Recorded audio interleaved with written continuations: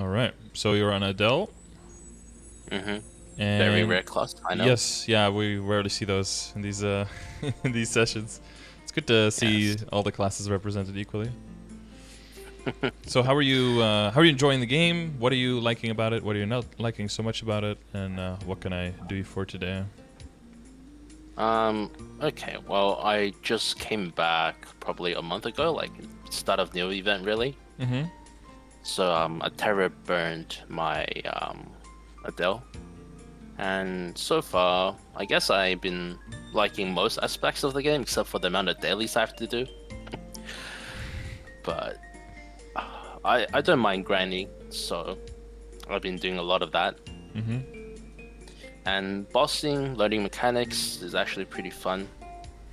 I have like a couple of friends I play with, Mm-hmm. and we just cleared CPAP today, so Okay. that was pretty nice. Nice, nice.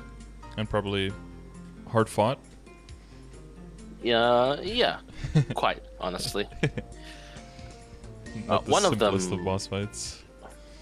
yeah, one of them is 20k hero. He's been playing for a while, but much more casually, just playing events and stuff. Right. So he is kind of the carry, but Bit more seasonal, like coming in for the winter and summer events and. yeah, something like that. Mhm. But yeah, it was. We failed last week, but this week we actually managed to somehow burst it by staying dead and rebinding when we come back up. The old HMAG technique. Yeah. hmm Just stay dead, wait for your cooldowns to come back. Yeah, that's one way to do it for sure. Have you seen my CPAP video? On my Adele? I actually haven't. Because I Maybe. CPAP is a pretty tricky boss, and people were asking for a long time, like, how the fuck do I do this boss? Because it's just all over the place. So much stuff going on. So I basically have a run of my Adele. Of course, my Adele, like, big Legion, big all of that stuff. Not super funded damage-wise, but I have experience with the boss already. So this is my Adele at level 215. And it's a really long boss fight, so you can see all the mechanics of the boss fight. And also I talk through everything, like, okay, like, when this thing happens, what am I trying to do? What am I looking for? Where am I moving? Why am I moving there? Go through the whole thing. And it's been pretty well received for people, like, helping them get from just feeling like they cannot do anything to actually being able to solo it in, like, anywhere from, 3 to 5 attempts after going through the video, so. Yeah. I think my main issue with it is just the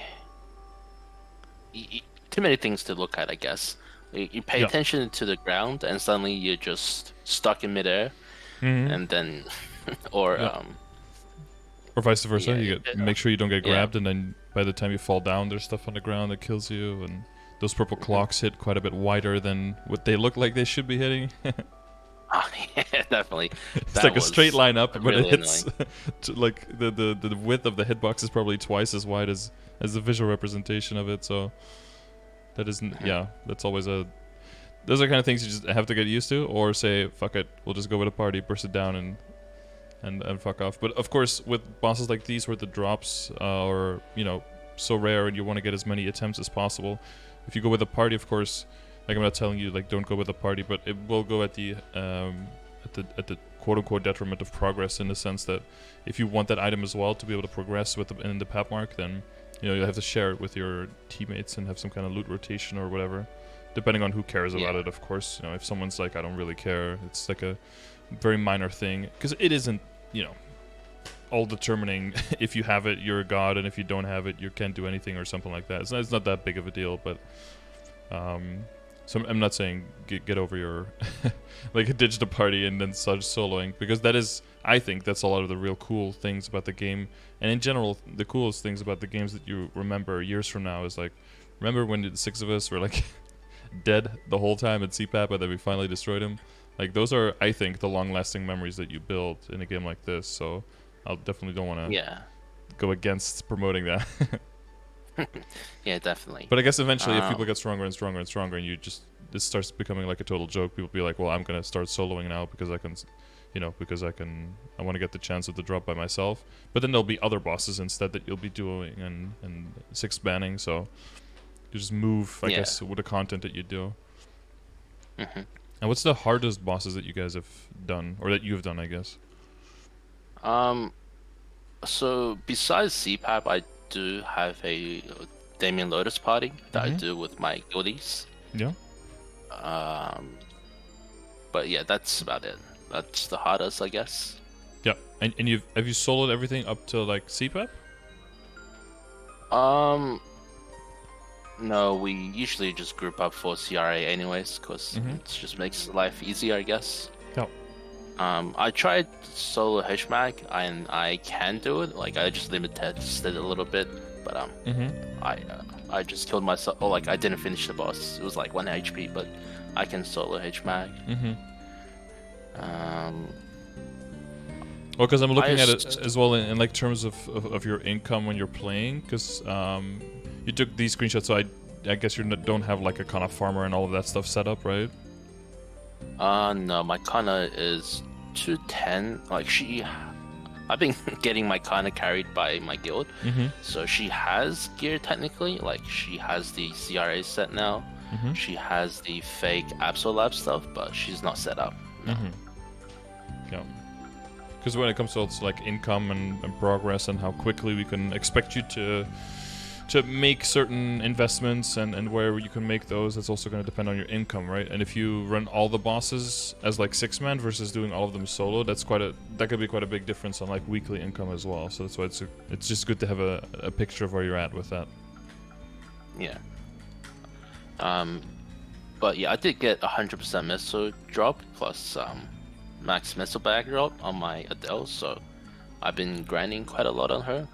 Well, quite a lot is in a couple totems a week, I guess. Yeah, so are you able to finish your totems? Not quite, probably, because it's quite a lot, right?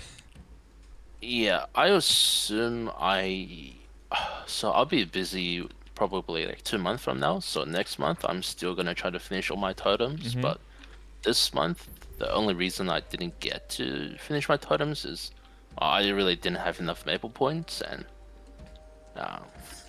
the reward points, you mean, right? Yeah. Yeah, reward points, maple reward points. Yeah. The naming is a little bit confusing. Yeah. Yeah. But yeah. Right. Yeah. So is that it? Well, that's something we can. I might be able to help with if that's something you want, like on how to get access to more reward points. Is that something that you're interested in? Yeah, because I'm at current calculations, I think I can have just barely enough to get totems next month.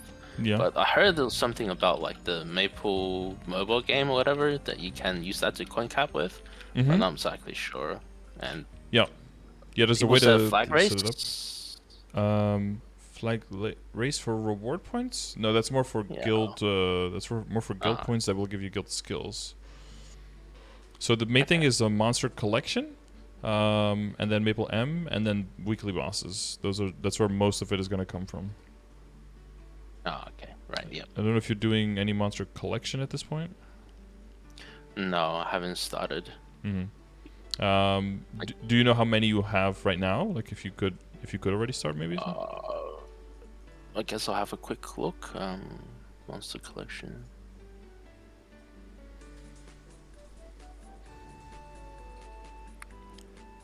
Because without knowing it, you might have a few hundred monsters already in there. Right. I just need to find like a stupid keybind for it. Oh yeah, just go in the bottom right, the menu, and then you have monster collection right under Legion there. Right under Legion. Oh, right. Yeah.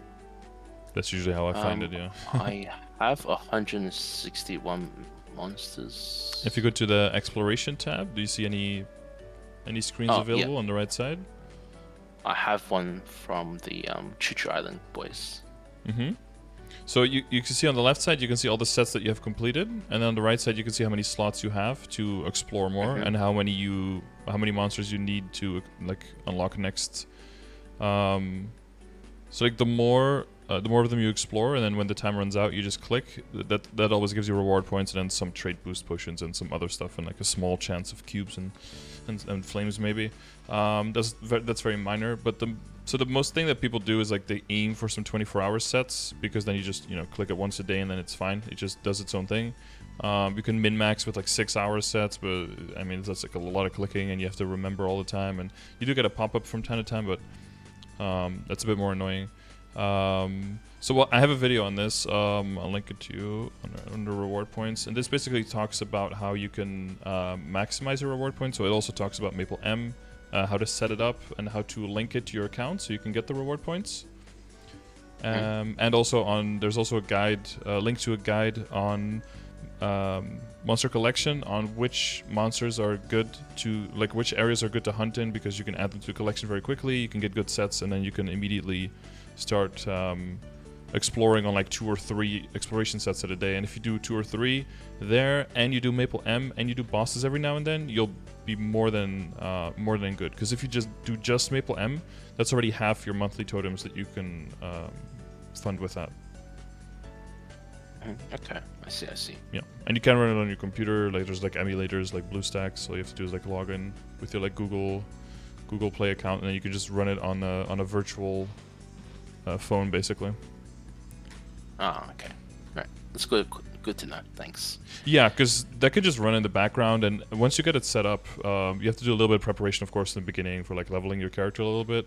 But once you have it set up, it pretty much automatically plays itself, and there's like one daily where it takes like 5 minutes, and then you just, you click it through, and then boom. And then once your monster exploration builds out a lot bigger, and you can get reward points from bossing on multiple characters and stuff like that on different days, then you don't need MapleM at all anymore to cap, and then you can just phase that out basically later. Yeah. Okay. Yeah, so that's a good foundation to at least have as many totems as you would like, because that directly correlates to how much you can train, your income, and your experience growth and all of that. So I think that's a good foundational thing to start with. So what stuff are you currently working on, and what would you ultimately like to achieve with your character, if you have any idea of that? Well, I guess I've been playing with the thought of maybe doing Black Mage eventually 10 years down the line. So I've been doing like a bit of everything, I guess. Yep. But immediate goals, I think I'm planning to hit around maybe 25 to 30k stats, so I can do Will and Lucid parties. And then I'm not sure because I like to play a lot of different classes, honestly. So I want to at least achieve Will/Lucid on my Adele. And maybe hard. And that, yeah, maybe hard. Yeah. I'm not. Well, because the thing kind of is, when you get to the point when you can really comfortably start doing Will, that's roughly around level 250, right? Or maybe a little bit before that, because Will himself is level 250. You'll need a lot of Arcane Power, right? To deal like your max damage, you need 1140. So that is dailies for quite a while, and being around level 250. At that point, once people are like, okay, now I made all the metrics to be able to go into Will, at that point, usually people start getting ready to start trying hard Lucid. At that point, people usually find themselves closer to 35k stat. Maybe some people in the party are closer to 40, and then hard Will becomes then the next, like, so you do like normal Lucid, and then you do normal Lucid all up until you're like approaching 250 and or like 245 plus-ish. There you go. And then you can start like practicing normal Will, and then once normal Will is really doable, at that point most of the party's like, well, I think we can move into hard Lucid, and then it might be like a 20+ minute boss, and it comes down to your BA, and is the party composition able to put off enough bursts in phase 3. Of course, that might depend on that a little bit. And then if you notice that you can actually reliably do hard Lucid, then hard Will might be the next step as well.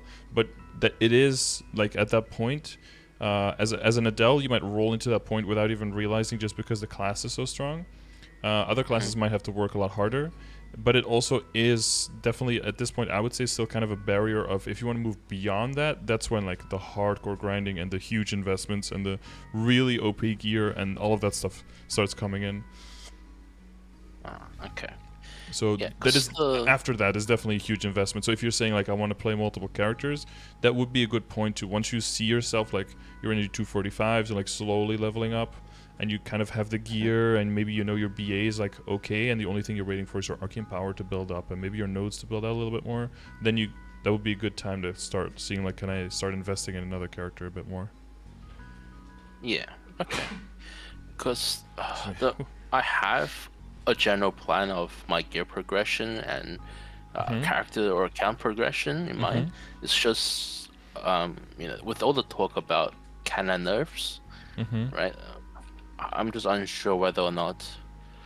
Yeah, I may have. At what point I may have contributed a little bit to that. I was just kind of playing into the memes, but apparently there's still some things floating around where people actually thought I was being serious when I got the MapleStory stream rate. But there's no right now, as of now, there's nothing whatsoever anywhere that kind of is getting any nerfs soon anywhere. So at this point, it's all just like jokes and speculation, and people who say that they know anything are just lying. In general, when something does happen to Kannas, it happens in GMS as well to Kannas, and they usually get the update a little bit before us. So if there is something coming, then we'll know pretty sure that it's coming about a month ahead of time. So until then, yeah, it's hard to really, because you're thinking of having a Kanna as a farmer to fund your whole account if you want to make sure that you play a bunch of different characters. Is that what you're referring to? Yeah, exactly. Yeah. So I would say Kanna Farmer has the best value if the in two scenarios. Either you need the flexibility of being able to just log in, do 30 minutes, do 40 minutes, whatever you want, and then log out again. And you can't be bogged down by needing to do a 2-hour session for a totem for it to be worth it. Or if you need or if you play so much that you just use up all your totems and you run out of totems and you still want to play, like you're out of totems but you're not out of month and you still want to press forward, and then you want to have a Kanna that make sure that you still get good rates because you don't want to play your main off totems anyway. And so those are like the two main situations. Do you feel like those, either the first or the second situation, applies to you? Or will in the future? I guess that's maybe a more valid question because it's an investment, right? Yeah, so I do think I'll be starting a job in maybe 2 months time, so I don't think I'll be able to, do all my totems from that point onwards. Yep. And the flexibility will definitely be nice, depending, I guess, my feeling for the day. Yeah, and that includes also map flexibility, of course, because Kanna is pretty good pretty much everywhere, so you can just bop into any map. As long as you have drop-in Mesogear on there, just bop into any map, pop some coupons, and go. Rather than other classes might have to do a lot of prep, because then you want to make sure that you get the best experience as well, so you want to have enough coupons, and Yeah, so I guess I do really kind of need a Kanna eventually. But yeah, like I said, I didn't commit to gearing my Kanna before my Adele, because with all the rumors about Kanna being nerfed, I wasn't sure. So I just thought I might as well just do my Adele for now, get her to what I can within the Neo event, I guess. Yep. And then see afterwards if the upcoming events / patches will actually have an impact on Kanna. Yep. Yeah, there is the one question mark, of course, is that there is a balancing patch coming up, and we don't know for sure if we know pretty much everything that's coming from KMS classes, but all the non-KMS classes will probably have some tweaks done to them as well, and we just don't know what those are yet. So I think that's where the main speculation is still about, is like, is there going to be stuff there for Kanna, Hayato, Beast Tamer, Jet, and if so, what is it going to be? That should be I think, if the timeline follows, I think that should be the August 24th update, so like at the end of Neo. So we'll keep we'll keep that in mind, that we don't throw all of your money 100% on this one, because in case that pops up, then of course the first thing, because you said that you had equips, but I don't know if you have like accessories and you have meso-obtain and drop rate, all of that as well. Okay, so I do plan on giving my Kanna 3 out of the 5 event rings. Yep. That's a good idea. And accessories. So I haven't given or tiered up any of her stuff yet. Yeah, because I'm talking for DMT as well, right? I don't know if you registered for that. Yeah, I have. Okay. And yeah, that's the thing with DMT coming up as well, right? That's another point of whether if I should just tier up my Kanna stuff or wait and see, because if we are actually getting DMTs again, I guess we'll probably be getting another one before end of the year, maybe. Do you think? Yeah, if this one goes well, yeah, depending on how it'll go, right? If it goes well and they find this a more stable way of having the DMT and it's actually a good experience for everyone, they could be reinstating them. But yeah, that's a lot of speculation. I don't have a crystal ball, sadly. I wish I did. I could just tell you, like, yes, there will be one on December 21st. Like, okay, cool, let's plan that in. Will there be a cube sale? Yes. Yeah. Okay, well, let's. Yeah, I'd love to have that kind of power, of course. But yeah, no, I understand perfectly that. But yeah, that's why. Yeah. Options. Yeah. Yeah. Yeah, we'll keep that in mind as well. So currently, the Kanna can get access to equips, but has nothing tiered up to legendary. Yep. Basically, she can get CRA and Absolab if I do so wish, and basically what I Adele have, I guess, basically. But yeah, she has not been tiered up or star forced yet. Okay. All right. So and the short-term goal is to. Are you clearing Lotus and Damien? Is that like? Yeah. I've been doing it with my guild on my Adele. Is that? And my Kanna. Yeah. Occasionally or every other week, people will carry new people. So I just try to get in one of that. And yeah, well, yeah, that's okay. And so when it comes to the bosses, were you planning to do like the Lotus and Damien with that friend group as well, or is that not something? Yeah, next week we plan to try it and see. Okay, cool. It's only 3 of us really. Okay. So the hero I was talking about before and a Aron who's a little lower stat than me. So technically we should have the damage, just I guess they're not as familiar with mechanics because my hero friend has been solo progressing and the Aron friend just did his pre-quest for it. Okay. And I'm the only one who's actually a bit more familiar with mechanics, I think. Okay, yeah. You were aware of the like flutter, floating, whatever, through the laser in phase 1 and that kind of stuff. Yeah. It's actually pretty fun doing Lotus Damien with the struggle party. I feel like those are the bosses actually a bit more well designed. It's not as BS as like Hard Mag or Stupid Clown when I first started doing that with my friends. Yeah. Or CZAC, CPAP. Yeah. These are pretty unforgiving. I think, you can get a lot better. There's some double-edged bladed as well, of course, to like Lotus Phase 2. If people don't know what they're doing, they break platforms. Like you can, you can up jump, float, dash to the side. You have an iframe or two. Like you'll probably be fine. But some other classes get heavily punished if you have a noob in there breaking your platform. You're basically dead. Yeah. I actually didn't know you can break the platforms. I guess nobody has trolled my party that far.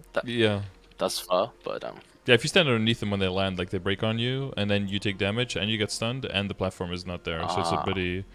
It typically happens when people either are are just too focused on all the other stuff that's already going on, things falling, or they get pushed by Lotus into the location where the platform falls. That happens too, of course, if you don't have the knockdown resistance, or you don't dodge the push attack, you're too close, then you can get pushed underneath, and then you take the push damage, and the stun damage, and the fall damage, and then the laser comes out of nowhere, and you're like, and then you start panicking, and that's usually when the deaths in phase 2 happen. But phase 2 is also the one that, as long as you compartmentalize, like, okay, now I need to focus on this, now I need to focus on this, then phase 2 becomes the easiest one, because the laser can still jitter, and you do do some kind of crazy samba dance sometimes when it goes all around.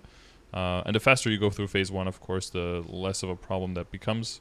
But usually it's just, it all comes down to getting everyone in one piece to phase 3, and then just the purple ball dance, don't get hit. That's a beautiful one. But yeah, Hero can do kind of the same thing, where you wait until because maybe you can tell him that before you go in.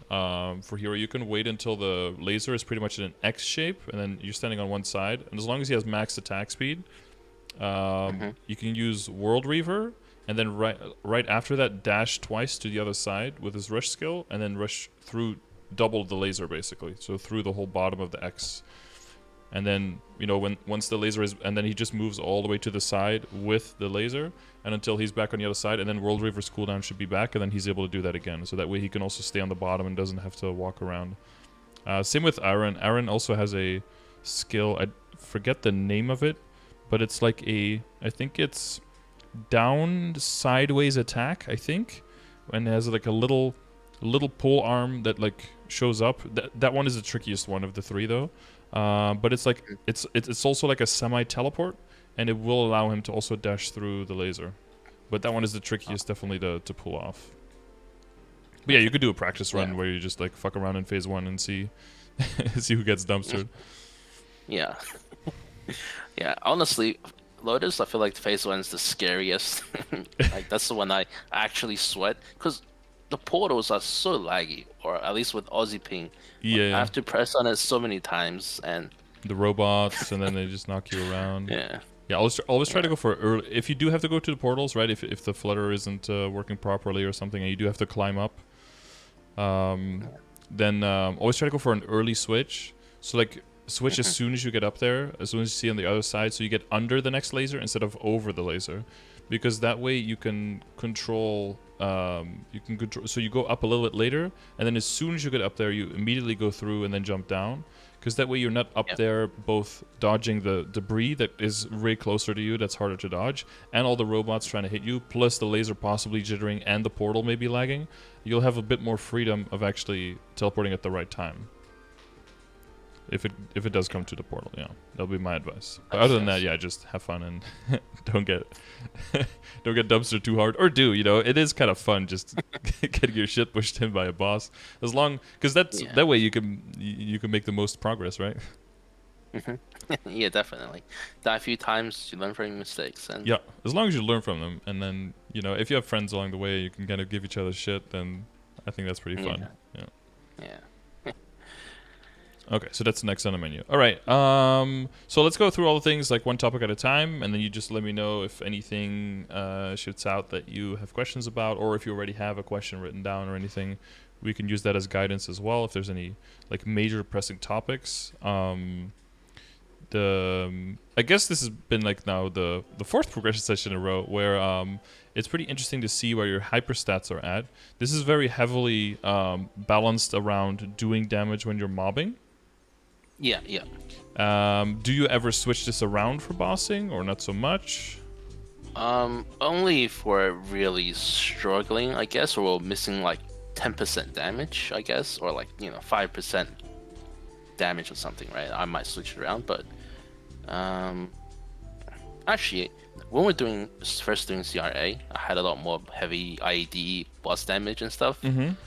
But I guess lately, like when we first progressed to C Vellum, it just felt impossible, so I didn't bother switching. And it was the same thing with CPAP. Like the first week felt impossible, the second week we kind of just did it on the first and second try, so I haven't felt the need to switch. And when you're solo, well, yeah, and you don't really solo boss that much, right? I guess you'd feel it more when you're solo bossing, when you really need to do all the work. Yeah. Because especially now, like up to CRA, like you with 80% and then functionally a little bit higher because of Adele, you can get away with it. But anything Vellum and higher, you will start seeing very heavy damage reductions. Yeah, I think I included my functional ID. Yep. It's about 88, I think. Yeah, I had one. Well, it's a minor thing, but I saw you added CRA set, but I don't think there is IED in the CRA set. But that's only a 10% really? line, so yeah. Abso set has IED, but CRA doesn't. It has weapon attack and the boss I think damage. I meant CRA set. Wait, did I add both then? You add boss set for like the boss accessory, and then you also added CRA set, but it might have been that you meant Abso set. But, I think I meant Abso set. Yeah. Yeah. But yeah. But yeah, well, I scrolled through and I didn't see the other Abso pieces. That was why. So I didn't know if you had them. Yeah, I have the full 5-piece CRA. Oh, okay. Yeah. Oh, okay. Damn. Then I should have mentioned that then in the screenshots. My bad. Oh. Because you have the weapon, but I don't think you have the other CRA pieces in there. Oh. Whoops. Yeah, only the weapon, not the shoe, the glove, the cape, or the. Yeah, I have full shoulder. CRA. Okay, yeah. Full CRA and Abso Lab. Absolutely, yeah. Okay, no, that explains that then, yeah. Yeah. Yeah, because well, I guess we can start there. So when it comes to the hyperstats, for mobbing, this will be like fine, but it does mean that when you are trying to boss with this setup, to say it in like the least nice way, it almost means that you're essentially getting carried because you're not going to be pulling your weight when you're bossing. You're just going to get way too much damage reduction versus the bosses. Okay. Do you know how IED works and how that calculates into your damage? Roughly, like I know if you're missing IED, it's basically missing huge chunks of final damage, but I don't know the exact calculations. Yeah, essentially. So final damage is like the most important way to give yourself more damage, right? Mm-hmm. And you have like the final damage stat in the window, which some classes have and some classes don't. You have that, and you can build those little stacks, right, with a resonance rush that can give you a little bit extra, and a little bit extra IED. Yeah. But other than that, there's no real way of getting more final damage rather than like, what is it? Decent combat orders on a passive skill on 4th job maybe, and then that's it. So the only other ways that we get final damage is from leveling up your boost nodes, from giving more Arcane Power over the 10%, 30%, 50% if you're fighting an Arcane Power boss. And like the chunk of damage bonus and bonus damage is essentially something that adds final damage. And then the other thing, of course, is critical damage, which is essentially kind of like final damage on critical hits. And then elemental damage is a way of getting final damage. That's very difficult though. You only get that from leveling your insight, which I see is pretty low, but that's like a very minor thing in the general scheme of things. But like in endgame, that can become important.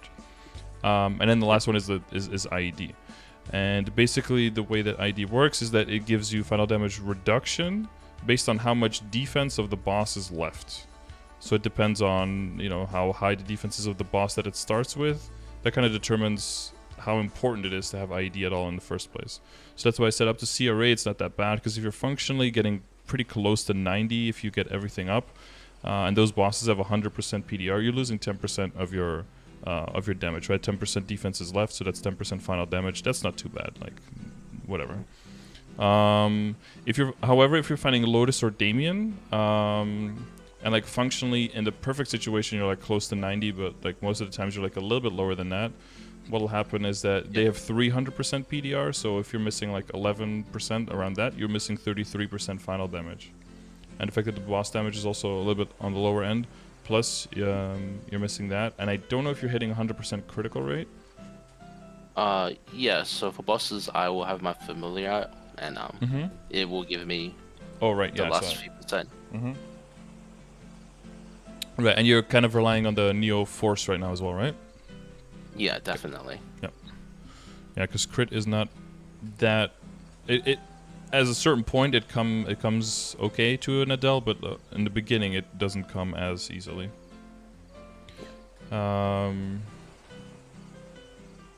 yeah, so the ID in that sense will be important, because every single upgrade you make and every single thing you do to get your character stronger won't be as effective if your IED isn't there to make those, to push that damage through. So up until this point, and if you always have like a full party for all the bosses, it's not as important. And if you say to me now, like, I'm always going to be doing 3-man, 4-man, 5-man, 6-man parties, so it isn't that important, then that's fine.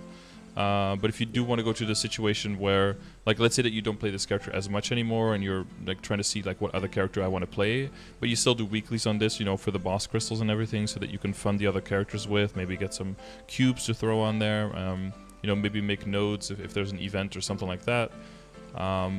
Then, you know, the value of how strong your character is by itself and solo will have an impact on how quickly you can make money for the other account, and whether you even want to do that. So there is like time you're investing in this character now, and it's totally up to you, like what you want to get out of the character.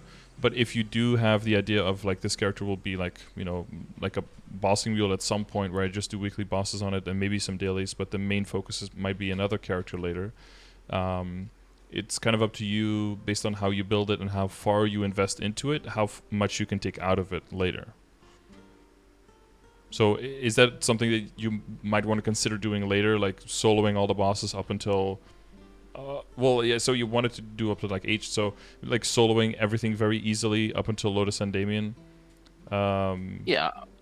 Up until that point? Yeah, definitely. At some point I think I'll be soloing most of the bosses, whereas in bosses except for maybe Lucid Plus or something. Yeah. Yeah, those will just be trickier because of the golem mechanics and, you know, all of that. Yeah. It's more of a kit check than a damage check at that point. Yeah. Most people who are like comfortably in a hard Lucid party can't really solo normal Lucid, or it's like a huge long run with a whole lot of, you know, duct tape and all of the buffs they can possibly get, and probably not worth your time kind of thing. Yeah, like that. I enjoy learning the mechanics, but doing a boss for 30 minutes by yourself just doesn't seem like fun to me, I guess. Yeah, I think it's fine to know if you can do it, but once you know you can do it, like, I'm never doing it again until it's either way faster or I could duo it with someone. Yeah. That's just me, though, you know. But I definitely take your point. I have the calculator, or like I usually use the calculator when I do my hyperstat anyway, so I definitely look into switching to bossing, or even just for next week when we're doing 3-man Lomian, because our party will be definitely weaker than what I run with my guild. But yeah. Yeah. Well, yeah, so that's what I kind of want to get to, and then I guess maybe that's like a common thing that people were doing in the last progression sessions as well, is that if you use the hyperstat calculator, it's very good at giving you the numbers of what is good, what is the best for you right now in this exact situation that you're in. But that also means that if you change anything, that the ideal setup might also change. Okay. Yeah. So depending on if you want to go for more like a hybrid set that you can do any content reliably versus, okay, you can be the best, you can do the most damage output right now, but maybe if you lower your damage by 10%, you can still train where you are right now. But that lowering of 10% might mean that you increase your damage to bosses by like 20% or something because of how the numbers work. And then you don't really have to change for bosses either. And then you can be in a more stable hybrid setup, basically. That's kind of the idea. So what that would entail, what that would look like, is that like the points in attack power and strength, that those would go away, and those would basically get divided. And damage, regular damage, would also go lower a little bit. And you just basically equally divide everything over critical damage, ID, boss damage, and damage, so that all of those are basically at level... I don't know if you can get all of them to 10. Might be able to. Maybe one of them stays 9 or something. But you won't really miss much damage when you're mobbing, but you will see, or should see, a great increase when you're bossing. Yeah. I think Adele stays at DCUP until 240 anyways, and I've just begun being able to one-shot it. So I think post DMT, I definitely can go for hybrid. I would definitely look into it. Yeah, and we'll see with other upgrades and other tweaks that we do, right? If it's a good idea to do that now, or if it's a better idea to do that once you make a substantial investment, so you feel stronger. Because being able to one-shot and hop across the map is, of course, a very good way of getting your gains and getting your higher level. And of course, getting a higher level also makes you do more damage, right? Because that's one thing I didn't mention. But there's also a level difference penalty. That's also a final damage penalty. And specifically to higher level bosses like Will, getting in there for getting closer to the level, that just adds the most final damage that it possibly can. Like once you get to 235, you have a 87.5% final damage reduction on Will, so you want to make sure you can get that reduction a little bit lower so you can actually hit him. Yeah, because that is leveling. It's starting to feel quite slow. Yeah. Yeah, and is that partially because of the totem access that we already talked about? Yeah, even with a totem, I was maybe getting like 50% in the one totem or something. And what kind of experience multipliers do you use?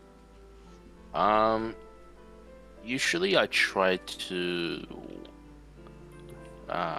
whatchamacallit? The regular EXP coupons, you always have those, like 2x? Yeah, the Monster Park. The Monster Park ones, I usually try to the gold definitely do a totem plus wait for MVP train and just leech off those and go for EXP that way. Otherwise, I think I just save my Legion coins for the wealth potions or the wealth buffs.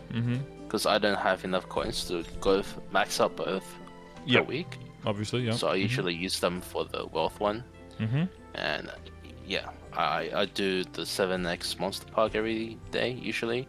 Okay. So yeah, MVP plus that plus totem, I guess, is usually, well, plus the 10% gold EXP. Yeah, the gold portion. Yeah. Okay. So I usually, that's what I did like yesterday, I guess. And that was about what, 50% per totem? Yeah, something like that. I also was being a bit lazy and I couldn't one shot DCUP yet, so I just did LP1. Oh, not LP1 CLP. Right. Yeah. Which I think the rates are a lot worse compared to DCUP for Adele. Yeah, it's really because you're just so strong and so mobile that you can get around bigger maps way better than a lot of other characters. So like a small map like CLP is tempting because it's very lazy, of course. You can just sit in the middle and just hit everything. But if you're really strong, what'll happen is you'll just clear the whole map and have to just sit there and wait for the next spawn. And whenever you notice that you can do that, that means you can get better rates at different maps if you train there. Yeah. But the main reason people do it is just for the, just minimal effort, maximum reward kind of thing. Yeah, just have for sure on the other screen. Makes doing so many totems in a row more manageable, I guess. Yeah, exactly. Especially if you're really feeling that the grinding is like holding you down kind of thing. Okay, well, so let's keep all of that in mind and take that all with us. So how's everything going with like the Arcane Dailies and stuff? You planning to do those?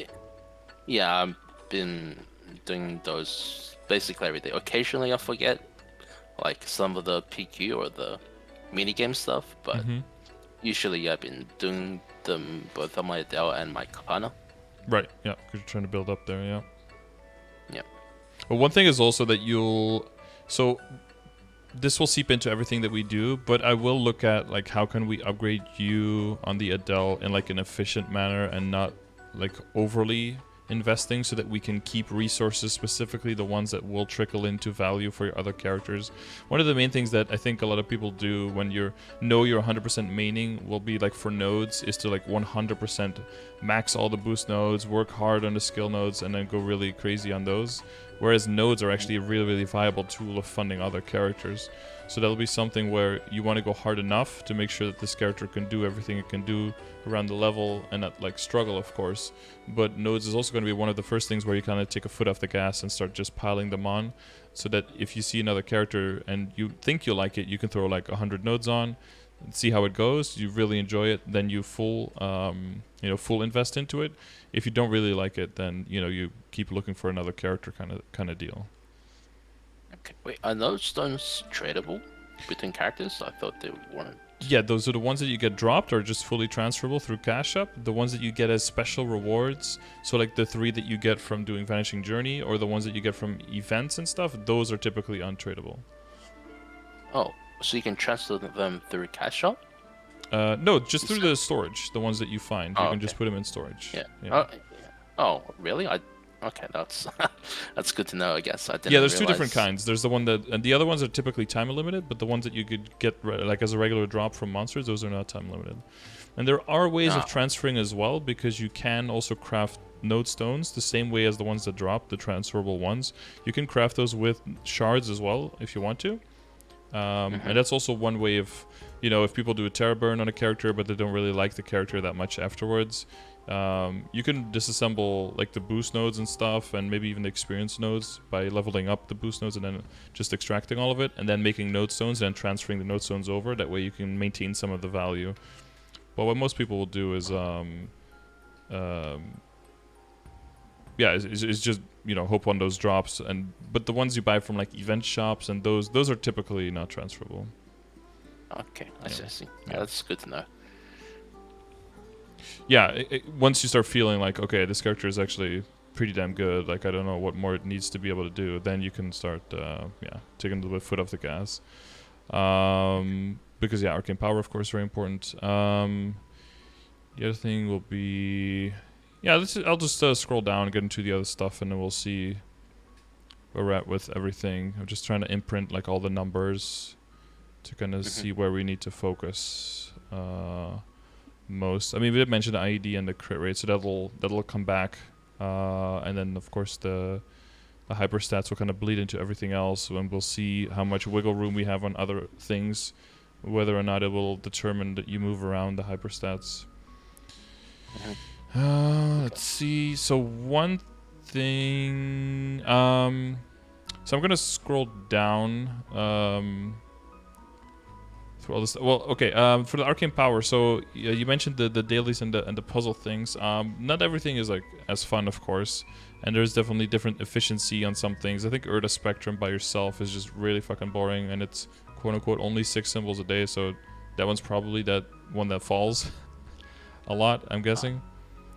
Oh, actually, like I said before, I have my friends, so we actually do them together every day. Yeah, that makes everything a lot. I've suggested that to people. Yeah, just find a friend or find someone to do them with, so they can like yell at you when you don't do them. You can yell at them when they don't do them. It's almost like a workout buddy, right? Going to the gym together and be like, okay, we need to do our shit. Because even when you do feel like it's starting to level a bit slower, it's still, there's so much stat there. There's another 8k stat just like waiting for you to pick up just by leveling the symbols, which is just, that's half of your current stat, right? That's like extra just in doing dailies. And then all of the final damage that comes from the Arcane Power, plus the fact that you can never have too much, as in, if you have too much, that means once you go to the next area, you won't have to like overfund to be able to kill there, basically, right? So it is just so good, which also kind of trickles into Event Store, but we'll look at Event Store in a little bit once we kind of get an idea of what kind of path of funding is a smart idea for you, and like what is the matrix looking like, and what stuff are you planning to buy? Because you said you're planning to buy the rings on the Kanna, but I don't know if the Adele also has a decent amount, or where's that one at? So I've been spending most of the coins on my Adele, but she has one of the rings, and I already bought enough cubes, or I already cubed it to legendary, and also cubed the reboot, or the what should you call it, flame ray? Yeah, sorry, with those cubes as well. So yeah, she's pretty dry on Neostones at the moment. Okay. There's still some time though, and there's triple Sundays, so you can make quite a bit more. Yeah. So I guess if we're on the topic of Neostones, I did watch I did watch a few of your progression videos, and in one of them, you were talking about how the experience one is really expensive. Or the green one is 1k. Yeah. And it's technically not really worth, right? Yeah, with a very low priority. Yeah. Okay, so if you got like 30,000 and you don't know what to get with them, then sure, go get one. You know, go wild. But for most people, I think there's a lot of other stuff in there that has way more value, I would say. Right, because yeah, currently I think I posted my rings. They are legendary at the moment. And, yeah, for I'm noticing. Yeah. But you said you had the event ring, but I don't see an event ring. Oh no, that's this one, the Usticar. Yeah. Never mind. Yeah. I see the the Mesoptane Usticar, the double lines on the reinforced, and then the Mesoptane and double strength on the Eternal Flame, and 27 on the Kanna treasure. Yeah. Yeah. So maybe except for the wait, actually, just let me double check myself. Yeah. Always a good idea. Yeah. So my con is 27%, and my solid is double drop. So I don't think I'll be swapping them out, even if I can get another 17-star ring or event ring, I guess, on my Adele at least, right? Like I don't think I should just spend coins to get small stat upgrade for trading those lines out, right? Probably not. What is it? So what is the total amount of rings you're at right now? So you have these 4, and then you have another solid, you said? No, I don't have solid. You're talking about the reinforced, right? Yeah, okay. Yeah. I'm talking about reinforced. Well, the thing is that every other in the beginning, so like a 17-star rings that you can get, or the event rings that you can get, those are pretty much equivalent to each other. They're very close. So whatever kind of potential you end up rolling into, that just becomes the function of the ring, for the foreseeable future, until we're pushing everything past 17 and stuff, which will, which is not like that far away, but it's not right now. So. Yeah, when it comes to that, if you get a new ring and it does what your current ring is doing just better, then you can re-roll your current ring, basically. It joins the group of the function, whatever it has. And as long as you're working up to 8 rings, you don't really have too many rings. Like, the one thing you just have to take into account is you're definitely gonna want to add eventually the superior ring, and that's gonna be a damage ring, right? The Kanna treasure having 27 and ideally in endgame becomes a damage ring as well, so that one would pretty much be set. An eternal ring is great for now that it has double strength and is like a really strong ring, but eventually will become a drop or meso ring, but it has that as well and with double strength, so that means that if you switch it to your drop or meso set or combination set, that you actually don't get that much weaker because it has 18 strength. So that one is quite perfect the way that it is as well. Reinforced, hopefully eventually reinforced becomes a damaging ring, but it has double drop, so you don't want to roll over this. So there are options. Maybe eventually after the superior, you get like another reinforced that you then take for damage. Or you end up for a while, using the Kanna treasure, superior, Meister, and then one other ring as a 4th ring, probably the flame ring for now, until you can like afford a reinforced ring after you bought the whole superior set. Because I assume that's what you're aiming for now, for superior, right? Yeah, I'm aiming for superior. I'm doing Helix with my friends. Yeah. So that makes the Meister option and another reinforced and a superior, that would be 3 extra, and you have 4 now. So there's still at least 1 ring slot that you could fill. Okay. So buying at least 1 extra ring would probably be, yeah. Okay. Yeah, because I've been just having trouble figuring out what's worth in the Neo shop now, at the point I am at, because I was thinking about getting some node stones, or not node stone, node stones, or arcane symbols, or the experience node stone, or the last, or another ring, basically. Yeah. Well, when you say another ring, you mean like a 3rd ring? Another event ring. Yeah. Because right now you have 1, so and we talked about like getting a second one, right? But like getting that's in getting the second one. Yeah, I guess I should get the second one. Yeah. Now that we talked about it, I meant. Yeah. Exactly. Yeah. So after that, well, yeah, you still have some left, of course, right? And you still have 4 weeks of getting stones, so Yeah. that's still thousands. Yeah, I think getting node stones is just always a good idea. Okay. And yeah, like you said, I probably wouldn't get the experience ones. I think they're just too expensive. And then probably get symbols. I would say once you get to 235, you don't want to boost the Sphera and Morass up because those level very, very slowly. Yeah. Okay. And then focus those. You can already, just on those two, you can spend, I think, 22,000 stones if you want to put it in those. So you'll probably be fine expenditure-wise. Yeah. Yeah. Okay. But I guess again, back on the topic of my Kanna. So assuming I do get the ring, I think I'll still have plenty left over, and I should prioritize no stones before symbols, right? Do you think? Yeah. So which things are per character and which things are per account there? So I think the node stones are shared. That's why I've been hesitating to buy out all of them for my Adele. Yeah. Let's see. And all of them are shared? I haven't bought the last one, but the other one seems like they're shared. I should say... This one is remaining within world. Yeah, so that's shared. And this one is remaining within world. And this one is... Yeah, they're all remaining within world. So that's all shared, yeah. Yeah. Because I guess my current node stone levels, I'm almost max, or like I'm 50 plus for my main skills on my Adele. So I thought maybe it's not as important, I guess, for my other skills. I'm not exactly sure. Yeah. Compared to my main skill, how important the other ones are. Yeah, no, that is true. That's because you're working with 5 boost nodes right now, right? Eventually you want to move down to 4. So I guess that one that you have locked is just like a temporary booster. Yeah, yeah. And the other ones are the 2 perfect ones, I think. Yeah, it looks like it. Yeah.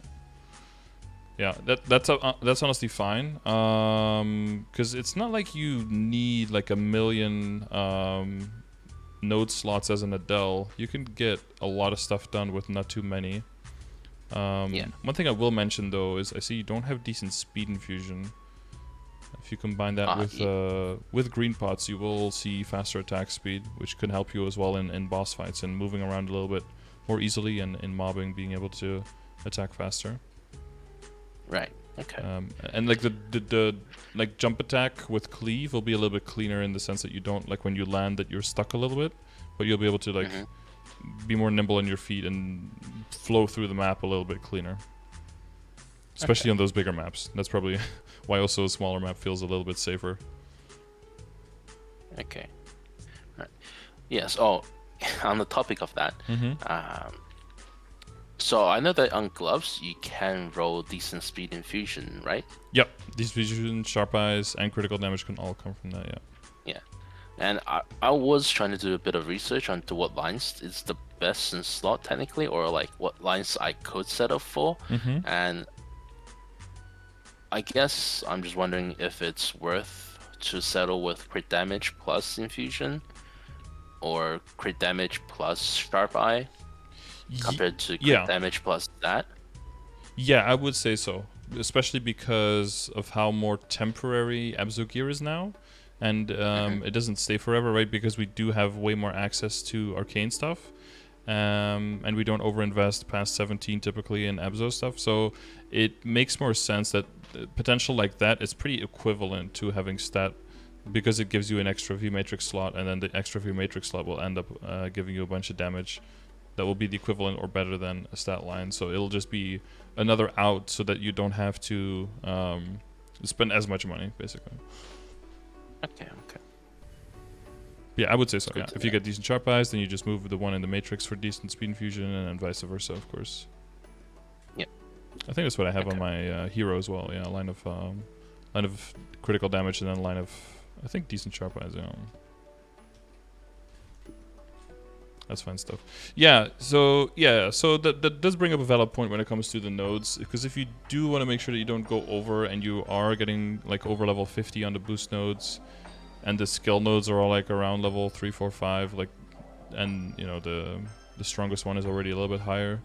That should be enough for a while, because I have had characters where I only started leveling up my I mean, I would get the boost nodes to 60, of course, but you're already close. But I would only start leveling up the skill nodes once the whole party was like doing hard lucid and hard will, and it was like, okay, we all need to do a little bit more because it's like a little bit too tight. We're missing some timings. We might fail if someone DCs, you know, that kind of stuff. Right. So everyone needed a little bit more damage, and then I dedicated a whole bunch more nodes to it to like max out some stuff.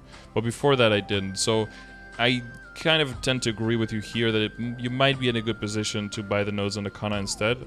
It kind of depends on how far the Kanna is, of course, node-wise. But if the Kanna is pretty noob to it, which you said it's level 210, so I'm guessing it's pretty low on the nodes. Yeah, it's got nothing. Yeah, then yeah, it might be a better idea to throw them on the Kanna then. Okay. Yeah, and go harder on the symbols for the Adele so that you can get the stat and the Arcane Power out of that instead.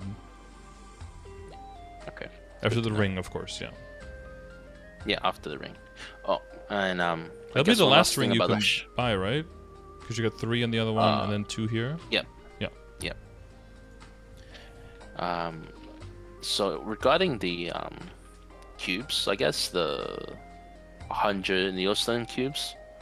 Yeah. Are they still worth with DMT? Because with DMT, I feel like I'm just gonna black cube if I'm gonna get one more ring, and spending 100, and then if I do buy any more cubes, I guess it'll be just for rerolling the stats. You're talking exclusive, yeah, basically for the ring, the ring exclusive cubes on the Kanna. Or my main, right? Or the main. Yeah, but only like be one ring on the main, right? Yeah. I just meant, will it be worth re-rolling for stats with it, or should I just not even bother and just focus on symbols? For the Kanna, it might be worth, especially financially. You're not, rolling in the billions.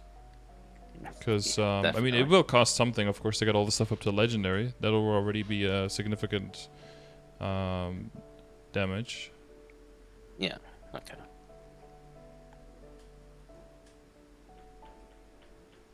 Yeah. Sorry, I'm just going into all the small math stuff, because... Yeah, because to one extent, I mean, everyone has their own stones, but then all the items are shared, so you still have to kind of do the maths together. Yeah.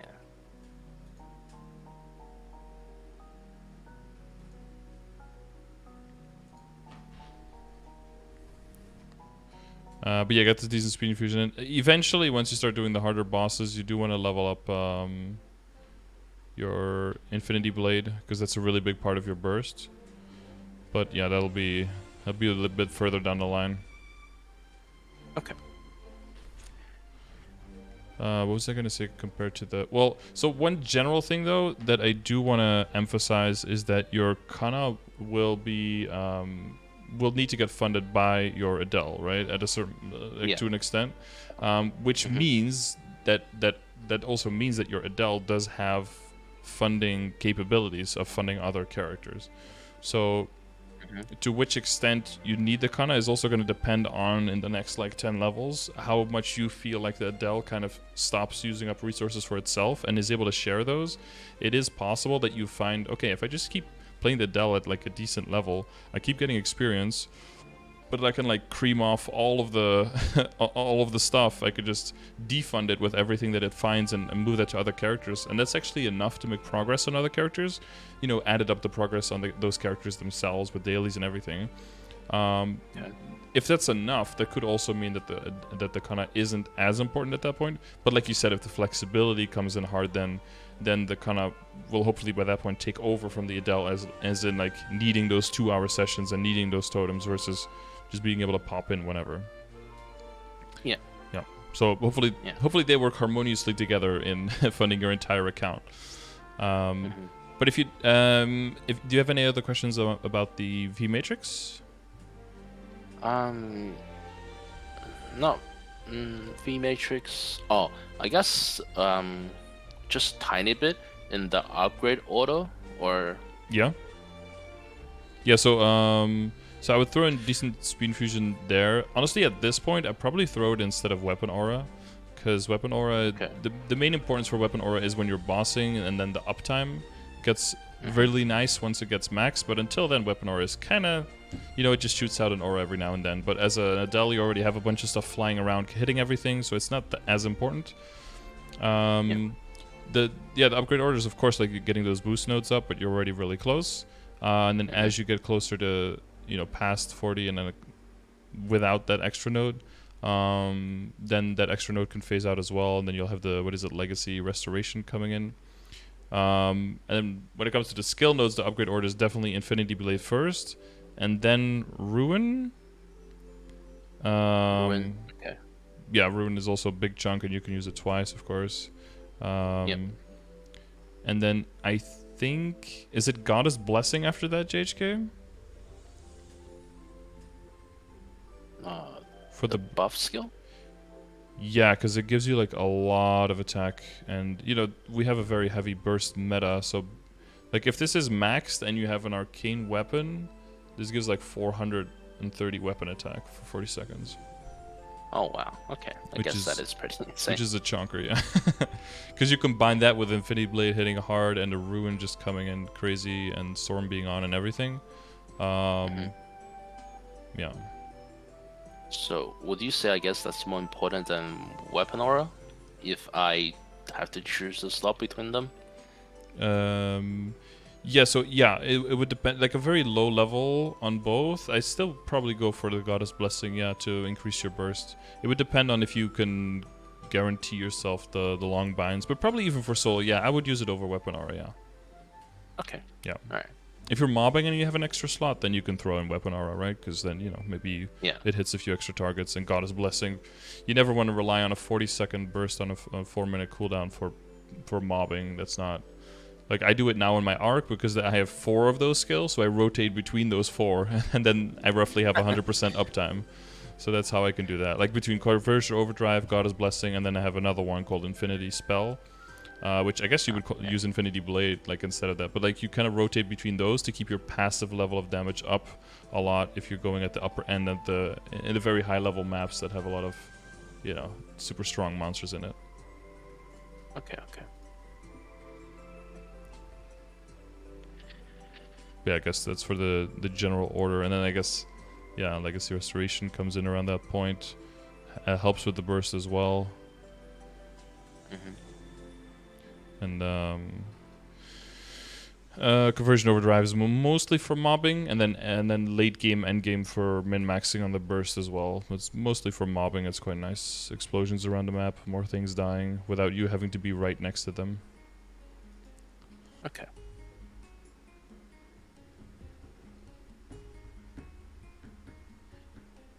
I guess I don't have many more questions for the V Matrix. Yeah, we can slowly, or like quickly look at the opposite of slowly, quickly look at the familiars, because of what you had. Yeah, I guess you just keep opening up the familiars you have, right?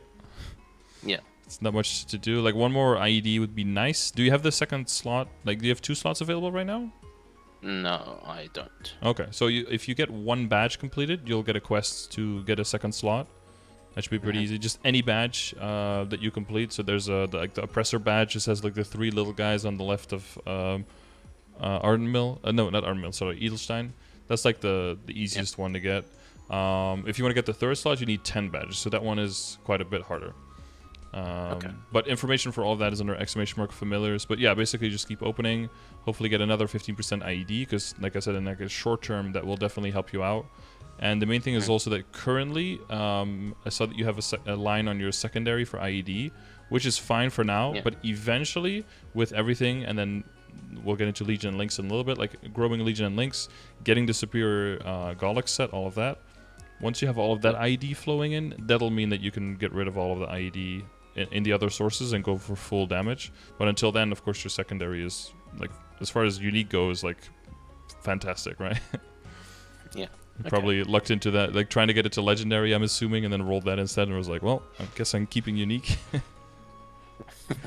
That's how that looked. But yeah, if you do you have any other questions for familiar specifically? I guess it's about the do I upgrade them when it's like common 15% ID? I'm not quite sure about how all that works. So if you upgrade them, so you have to first fuse them fully, right? So that little diamond goes all the way to the other side, and then you also have to have them equipped when you're killing monsters to level them up. And they have to be max level and max fusion, and then you can rank them up. But when you rank them up, it's like ranking up with a cube. Like you'll get random potential on the higher tier. So whatever you had before will just be completely lost. So if you want to rank something up, you only do it if there's monsters that you find a lot of, because you need to fuse the same familiar together to get the fusion to go up. So once you are training in an area where they drop, then you can start, you reveal them if they're shitty. Then you rank them up, and then you reveal them, and then they'll probably still be shitty, but hopefully they'll be a little bit less shitty. Yeah. Yeah, and then I guess that's for S4 onwards. Yeah, they do drop in lower areas now. Like Morass and Asphera do have their drops now as well. I think Adele's do okay in Asphera in the spider maps. Yeah, it'll depend on where you want to train, but the factor that familiars drop there can be an additive factor, of course, that gives you more value. Like a month ago, we would have said just wait until 245. Until you 245 and until you get to Moonbridge. But now, of course, it being in Morass and Asphera has lured more people into the Morass, the Shadow maps, and into Asphera, into the Spider maps. Yeah. Which, of course, the end result has made the maps more popular, more crowded, and maybe now it's not as good of an idea to go there because it might be harder to actually find a map. So, it'll depend on what you feel like doing. Okay. I guess familiars are a bit more self-explanatory compared to other mechanics in this game. Yeah, there's like a whole lot that you can do with them, but most of it kind of depends on stuff that's only in non-reboot. Like we only get a part of the mechanics. It's kind of like explaining how to upgrade items in reboot is pretty simple, but if I had to go through non-reboot, there's like 4 extra layers and 16 extra scrolls types to use, and then it gets way more complicated. It's kind of the same thing, because that does get us into, I think, the most important thing for your whole account, and that's the main thing if you want to main multiple characters, or not main multiple characters, but like if you want to get serious with a lot of different characters, and you want to have the solid foundation, is you will need more than anything a big link skill legion setup. Yeah. Because that's how you fund all of your characters. We don't have trade. You can't make equips and just transfer them to another character. That just doesn't work. But you can give all your characters base stats that will allow them to just wreck shit. And that's through having a big legion and big link skills. So that's where I would say for you, where I probably spend a lot of my time doing. Okay. So what would you say your current approach is to legion? Like what works for you, or what would you say you do now? Let's start there. So, I guess currently I've been getting them to 120 or 140 previously when I was looking for a bit more, pushing a bit harder. Like I pushed really hard the first 2 weeks, so I did 140, then I bunked some of them, plus did monster parks every day on them to 150. But now I just get them to 120. I think I have like 3 currently, and I do Zakum plus EXP coupon and all that jazz. Okay. So the main power and that works for you. You find that like a good because the main thing is like finding the balance between, right, like how much time do I spend on my main and how much time do I spend playing this game in total. You don't want to feel like you don't make any progress on your main character because you spend all of it on other characters. But if you don't spend any money, any time on other characters, then it's going to be harder for your main character to progress. Plus, if you switch to another character, that's going to feel worse because there's just not as much of a safety net to boost that character up as well. Yeah. I guess I've been I burnt myself out a little too much on like the first 2 weeks, Mm-hmm. so I haven't been going as hard, but also because the DMT announcement, so I just been grinding on main and not stop worrying about my Legion. Yeah. That makes sense. Yeah. Depending on how much time you have in a day, that makes sense. What I like to do, the general advice I like to give is just try to make slow and steady progress on the Legion. You're in a very good position now where the next 25 characters, their level will still just directly count towards the Legion, right? And they start counting at level 60. So if you make 25 new characters and you get them only to level 60, that's already 1,500 levels that you can gain compared to now. So you'll be at 3,850.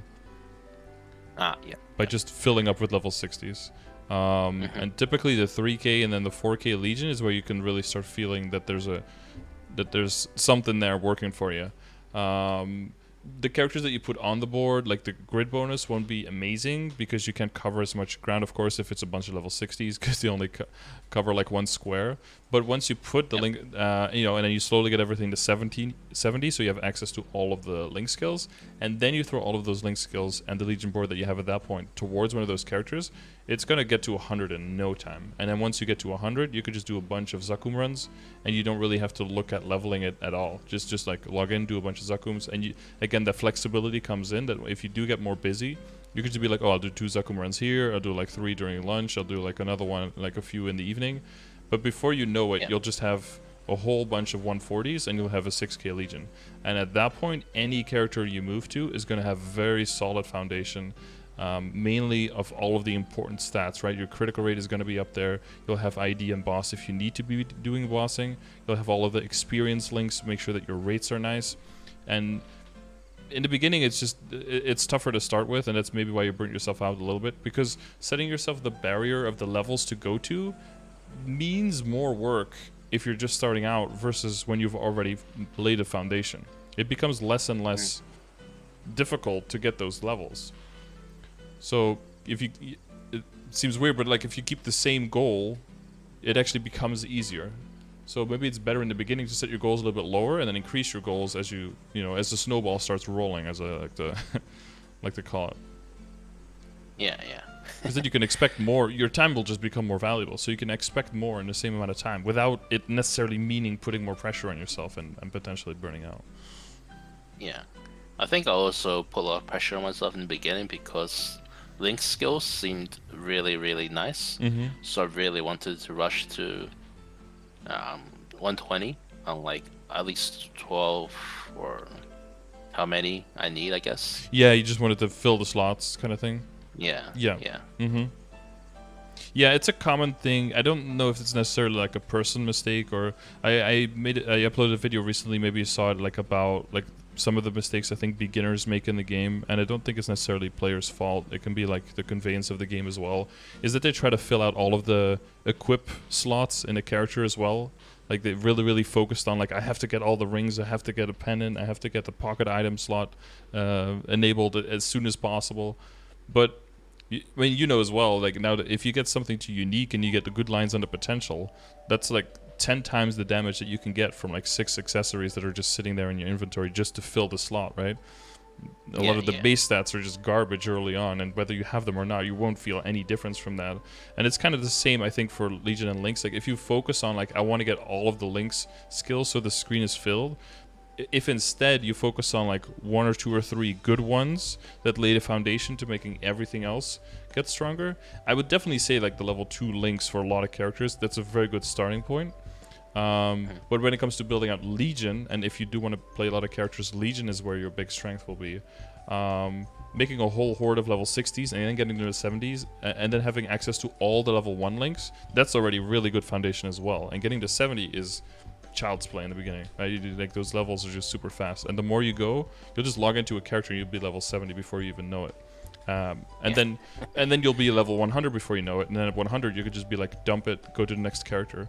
I would try to just make a new character every day, and if you do that within a month, you'll see 4K Legion. Okay, you mean like get them to 60, right? Yeah. Or yeah, not just creating level 10 is not enough. Well, yeah, get it to level 60. Yeah. Yeah, okay. I'm just making sure. Because I think that is enough time a day to get yourself into a routine of doing it. And then once you don't have to anymore, you can fill that time instead by doing a few Zakum runs. And then before you know it, you'll be at 5k. And then before you know it, you'll be at 6k. Without putting much more pressure on characters that are already 200 or something, right? Or already 140. Because basically you just flood them with numbers in the beginning. You get 6k, you put a whole bunch of 140s on the board, you already get really nice coverage. You can fully cover, like, ignore defense and critical damage, and if you need critical rate, you can put that, maybe a little bit of boss. That's really good at 6k. That's a really solid foundation. And then when you're training, you could take the ID out if you want to, move it into bonus experience, right? Get a little bit more experience when you're training. At that point, with the hyper stats, you probably might be able to move some into EXP there as well to increase your training a little bit. This will just help your, if that's the setup that you're looking for and like multiple characters that you want to be strong with, Legion is super important. Okay. Plus the Legion coins will be really, really nice later on. Yeah, I wish I have. Honestly, I would trade like money or meso for Legion coins right now. Definitely, yeah. Or you hit the next milestone, but you don't nearly have enough coins to buy the upgrade and everything. Oh man, I was rushing 2k, so I can finally get my first crit line and crit damage stuff. And the day I did that, I didn't realize I needed enough coins as well. Yeah. So I was very disappointed. You're like, oh, and then saved up for a week. Yeah. Legion coin is exponential, so definitely easier as it continues. Yeah, the demand for it is kind of also exponential though, or becomes because if you do get to 6k, the main thing that's like 6k, you have the whole grid and you can put a lot of characters in, but the main thing is that like 6k compared to 8k, if your characters are 140 compared to 200, there's still so much room that you could cover with the same amount of characters.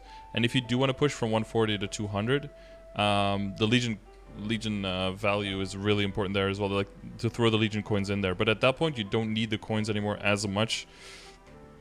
Excuse me, to fund the level ups, so you can put them more towards coupons and towards those, you know, those experience coupons that have the capsules that have the coupon plus the EXP burst in there. Like those are really big.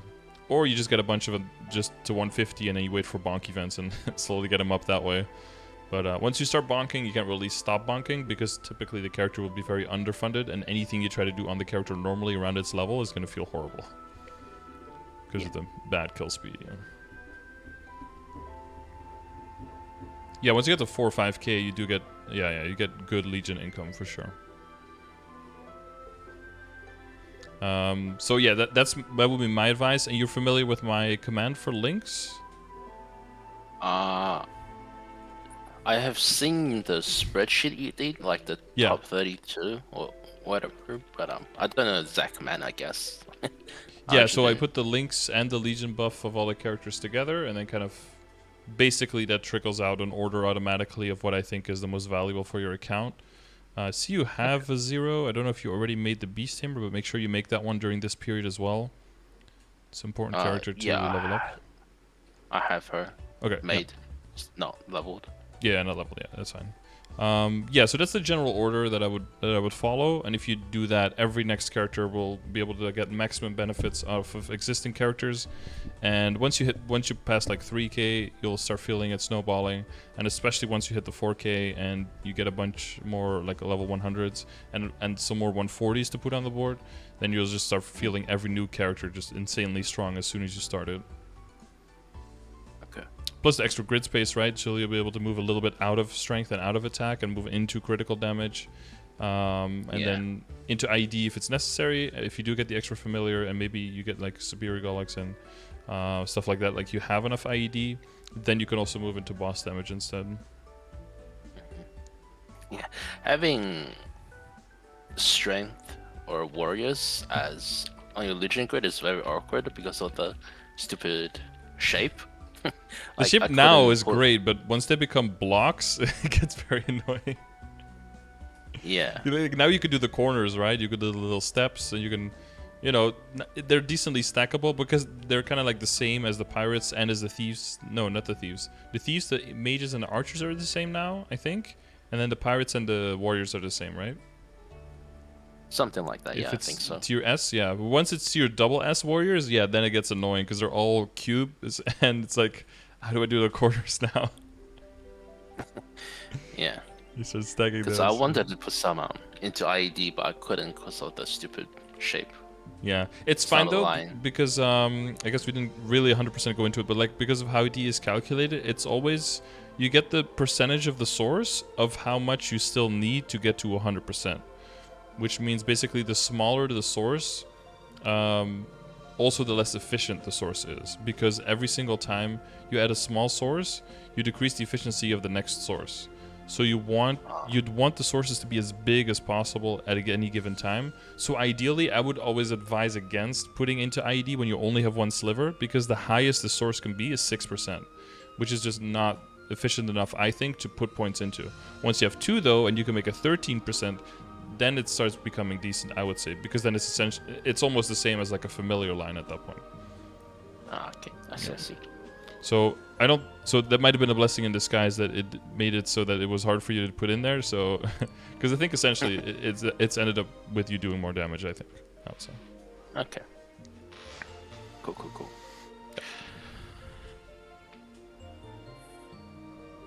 I can kind of feel my arm going. Don't know if I'm gonna do From the vaccine? Yeah. Don't know if I'm gonna do a 2-hour training session like I did last time. And at the end of the 2 hours, really annoying. We'll see. Yeah. We'll see how much it goes. Yeah. So familiar, Legion, general order. That's all kind of clear. Not kind of clear. Yeah. That's all clear.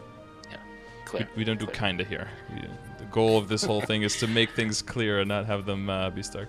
Because we're like kind of nearing the time slot, so.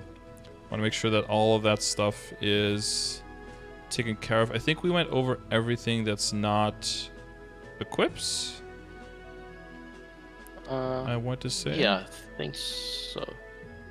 We incorporated the Kanna stuff into it. Yeah, so we'll look at the actual equips now and look what you have and what to work on, and whether or not DMT is super important on this guy or if it's more important on the Kanna. And also how far we go with everything based on how far how far we want this character to go. You said you already had a decent idea on gear progression, and you were already working on Gollux as well. You said.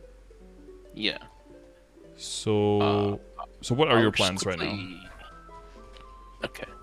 So my plans right now with the current DMT, I guess, is of course just legendary area thing. There is one small thing, I guess, about reinforce set that I want to ask about, but I'll do that last. Don't reinforce it. Just go superior. Okay, don't worry about it. Okay, sure. Yeah. It'll just slow you down towards, like, it's not good enough to get because of how much it costs, and it just slows down getting you to superior. So just full save for superior. Okay. Yeah. So, I guess I do plan on two-lining my weapon, my offhand, and my emblem, which is ready to line, I guess, technically first. And then... Well, so you say your offhand. With your current desire for IED, I wouldn't touch that thing right now. Okay, so don't worry about it for this DMT. Yeah, so if you... So, okay, so let's say you go in the weapon first. And let's say the weapon ends up rolling, let's say it rolls like boss damage, IED, and attack together. Well, now that can take the IED value off, and now you can say, okay, I'm going to redo the secondary, right? But let's say that rolls like, I don't know, a line of attack, a line of boss, and a line of crit or something, which is all kind of useful. Not like endgame, but all useful. Well, then you can do your emblem. And then let's say the emblem rolls a line of IED and some attack. Now you can redo the secondary. But let's say the emblem rolls like 2 lines of attack and a line of damage. Now you need to keep the IED on the secondary, right? You want to keep at least, with your current setup, you need to keep 1 line of IED. Because if you don't, your damage against the boss is going to absolutely tank hardcore. Okay. So that's the order I would look at them, like the order that you have them. But then based on what you get, you basically want to see all the potential of your WSE as like one clump of potential. And what you want to get right now, I would say, is like 1 line of IED at least. 2 wouldn't be the end of the world. If you end up with 2, that would probably also be pretty good. Because that would just future-proof you, and then you can keep that until you get the Superior Gollux and the big Legion link, right? And then you can roll out of them. 1 or 2 lines of boss is fine, up to 2, and then as much attack as possible. That'd probably be what the clump of WSE wants to look like 6 to 1, right? Attack, boss, IED, 6 to 1, something like that would be like ideal for your current situation. Eventually, I think you go for 7-2-0 or 6-1 or 8-1-0, something like that. Okay. And then I guess. And accessories, right? Yeah, my accessories. Oh, right, yeah. So currently my Dome pendant is 18% unique. Yeah. My original plan was I had a spare Dominator, so I tried to plus 15 it and then 16 it, but he boomed going to 16. Ooh. Unfortunate. Yeah. Yeah, but my original plan was getting that transposed into Sweetwater and then DMTing that for this event. But I guess with right now I have technically 100% Meso plus enough Meso bag drop rate, or just drop rate, I guess, for Meso bags as well. So I'm not sure if I should keep the Dome pendant at 18% or tear it up. I don't have. Well, when you asked if you had all the pictures, I should have gone through this better, because I don't have the Eye in the Face and I don't have your Abzu gear. So when it comes to Eye in the Face stuff, do you have what are their current lines on there? So, I had them right now. That was my bad. I thought I took a screenshot of everything, but yeah, no, you asked, then I didn't check well enough. That's my bad. Nah, that's alright. So I do have 20% Meso plus 9% Ostat on one of them, and then 20% drop rate plus strength on the other one.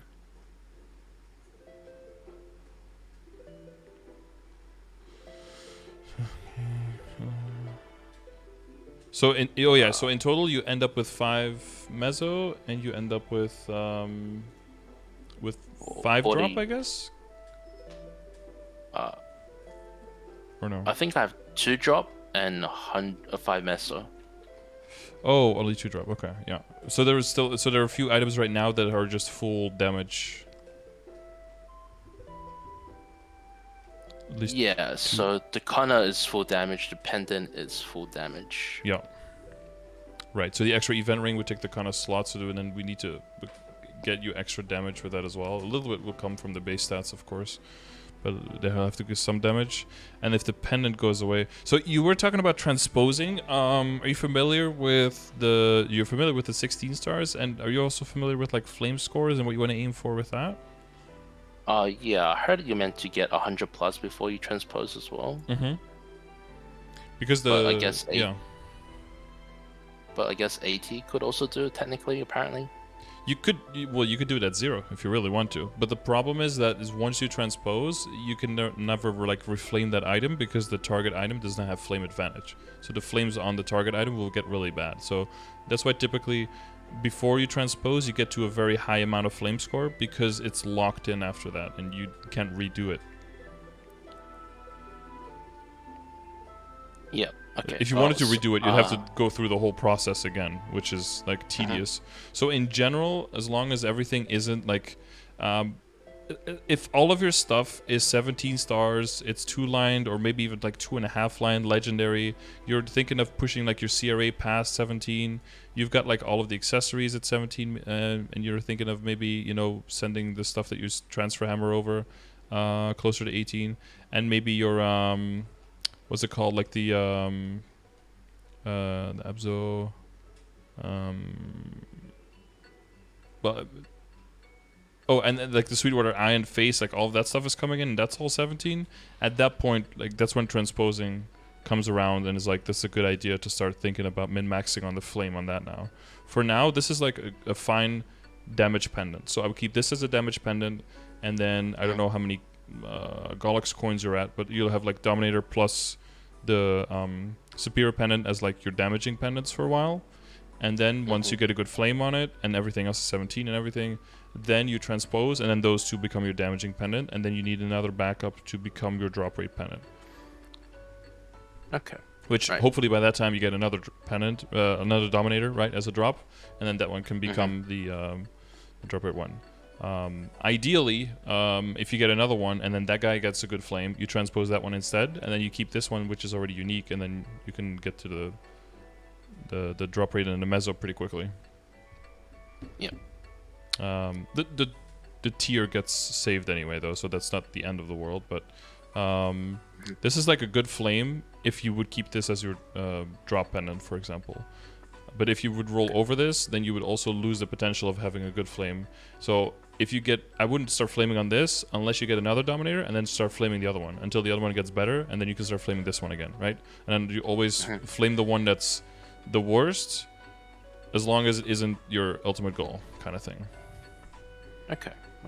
Yeah, but you know, the whole flaming thing is usually something I say, like, that's something you just do on the side with the flames that you get from bosses, but that's all gone now. So it's going to be with the flames you get from elite monsters and elite champions, which is close to 0. So that's gonna be like a slower process. So it's gonna be more like a cognizant thing, like, okay, now I want to work on transposing, now I'm just gonna buy some flames, and then you set aside a budget for flames from the shop, and then you just, you know, throw a bill on, throw 500 mil on, whatever. Yeah, go for it. Yes, so you do want, yeah, so if you even if you have enough drop rate with everything, more drop rate is still a good idea. For what I talked about before, is you do want to get your Adele to also be like a funder for itself and for the account, in the sense more drop rate will help you get more droplets, will help you get more node stones, and also like more twisted times and the little things that also NPC for Mesos spell traces. That's also more money in that, as long as it doesn't hurt your kill speed, of course. So that's not a... Yeah, it is a good idea to get. So for you, that would be 5 lines Meso, 5 lines drop in total, because you have the one item with the double lines. Okay. And I guess the next would be the Abzo to Legendary? Yeah. Since it's the MT, I guess I will be trying... I'll get it to Legendary, and then double lining before I Star Force. Yep. I do believe that's technically more efficient. But I guess I'll lose out on not being able to transfer hammer. Yeah, so since the current setup, we just had a 30% off. So probably won't be for a minute. You could use the 1+1 to get like low level items up to 15. The main value in transfer hammer is the fact that you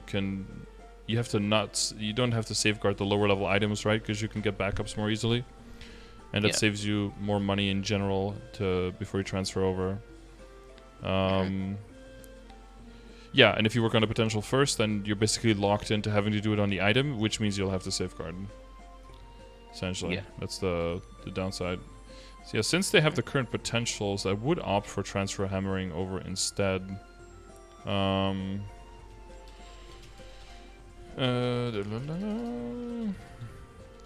could be something as low as like gaining 400 mil or something on an item, which isn't all that much money, but if it's on 4 items or 5 items, then 4, right? Yeah, then it ends up being a bill and a half, which is basically like another free legendary with good potential lines. So it does add up. Yeah, so I was thinking maybe I will, or I guess I was debating between saving my, or not DMTing my CRA stuff besides my weapon, and then I'll just DMT my belt, my CRA. Wait, what did I just say? No, I was thinking about not cubing my Absolab now. I will transfer hammer that with the upcoming event. Yeah. Or events. But I will legendary my CRA plus belt, weapon, and Kanna stuff. kind of accessories, I guess. So weapon is also belt is also one that you would probably eventually transfer hammer from the belt into the superior, from the golden clover, right? Yeah. So I'm not sure about going legendary on that. I think it'll be and CRA you mentioned. Although you do want to get to CRA eventually to legendary, it does gain a lot of junk lines once it gets to legendary, which means it gets comparatively more expensive to get good lines on it, which is not ideal. You probably noticed that in rolling your top a little bit, is that you don't see that much high strength when you're cubing it. Yeah, I just stopped after I saw 12. Yeah, you're like, fuck that. Yeah, I've been getting pretty lucky with my legendaries, honestly, so I guess I'm not that fixated on the DMT. Yeah, I'd probably prioritize the Kanna, honestly. Okay. Because like you said, yeah, I would go for 15, or I'd probably get 15 star. Like, if you're playing the long game, get like 15 star, level 150 stuff, hold until you see 15, bump it to 16, transfer, bump it to 16, safeguard to 17, and then work on the potential on the Abzo. Is like, if you're patient enough and you don't need the damage right now, is what I would do. The shorter term would be like bumping it up to 16 straight up, right, on the level 150, and then transferring it over, and then keeping 15 Abzo for a bit until a 15. Yeah.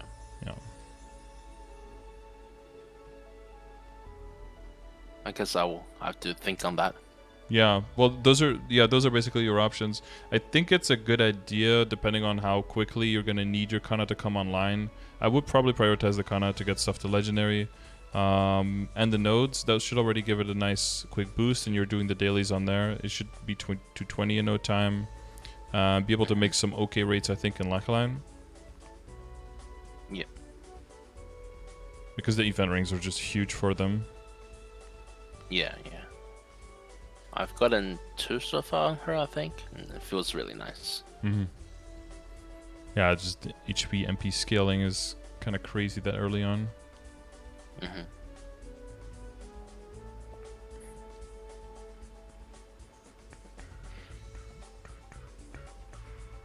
Oh, I do have one thing with my current setups, that I have actually 8 boss pieces. So going back to before, I was thinking about switching it to Sweetwater maybe, but it boomed, of course. So then I was thinking about switching my belt to Reinforce, because it does have a little bit more stat, but I guess you said it's not really worth. Well, yeah, so what'll happen eventually is that you'll Starforce the Golden Clover belt in preparation of like waiting to transfer it over to the Superior, and in that it still won't quite get at the level of the Reinforced, but it'll get really close. You could get the Reinforced and then Starforce the Reinforced and also potential it, and then just transfer that one into the Superior if you want to. But you're thinking of switching one over. Yeah, well, yeah, that could be the... Well, what are you using as the face accessory right now? Face? So I'm using Condensed Power Crystal. I think it's down below in the new screenshots. I have 2 bead marks and 2 shoes. Maybe it got lost as one of those. Oh, oops. Oh my goodness. I'm using the Condensed Power Crystal, yeah. Yeah, and that's got 20% meso and 9% all stat. Yeah, that's where that last line of meso is. Yeah, I got that.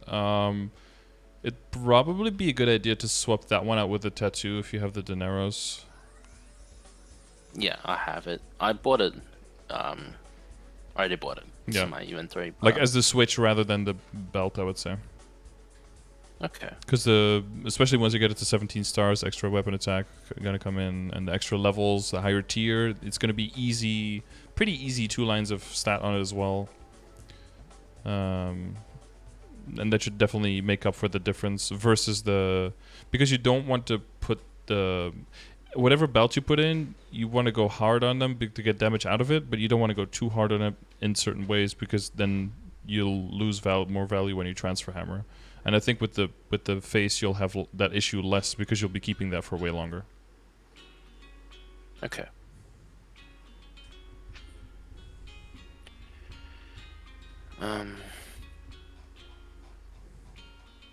So then I guess back to the weapon, it will just really depend on what I roll for my main hand. Yep. To whether or not I should DMT my offhand. Yep. Okay. I would say so. And I'm almost inclined to say if you do roll IED on it, to still keep the secondary, I would say. Because you would have to spend quite a lot of money to get something that's basically going to be the same as what you have now, compared to spending all that money on your Adele, not on the Adele, on the Kanna instead, tiering everything up, and being able to make way more money with a Kanna, and then circling that money back later, even off event, to try to tier up stuff. Like the sooner you get started, right, on the baseline income increasing, the faster that'll start earning its money back, and the faster you'll be able to just progress faster through the game. Okay. Yeah, and like in terms of how many gains you can make on like which pieces of gear, I think the secondary is actually just on the legendary tier, honestly, already with what it has. So I wouldn't feel too pressured to move it. It'll feel weird if everything is green and you have like one yellow item left, but it's a really good yellow item, so I guess it's still yellow for a bit. Same thing with the Dominator Pendant, right? You don't feel as pressured to tier that one up because, I mean, 18% strength already is quite nice. Yeah. If it was only 15, I would be fine with rolling off it, but I guess 18's basically a legendary line. Basically, yeah. And that's what it kind of comes down to. If it's almost the same, or it's pretty much the same as a legendary line, why spend the money to tier it up and to have to re-roll to get back to what you already have? Eventually you do that when you're min-maxing stuff, but if you're still in the build-up phase, you want to throw your money where you can get the biggest bang for your buck, and it's just not going to be there. Okay. I think I fixed the screenshots now, but yeah, that's yeah. matter. Yeah. Yeah, and one thing also to think of with the Star Forcing and the Transfer Hammering, especially with the Abzo, is that you do have those Star Force scrolls. If you do want to use those, which I would only use those on level 160 gear, but if you do want to use those, then that is also something to take into account, that you don't level up too many things. Yeah. The one of the shoes became a glove, and one of the eyes became a face. There you go. Yeah. Now we've got it. Yeah, I really nice 17 started my weapon with one of the scrolls already. But, okay. I guess I can use the other one on my glove since it's already legendary. It's also already 13. You could use it on the tattoo if that one's not Star Force yet.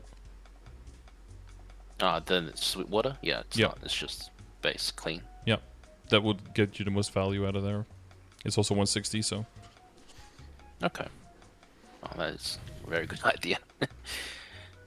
And I guess I'll try to roll for damage lines on it then, since I would just keep this one for Meso. Exactly. Just full strength. And it's an accessory, so there's not too much junk lines, so 2 lines, or at least like...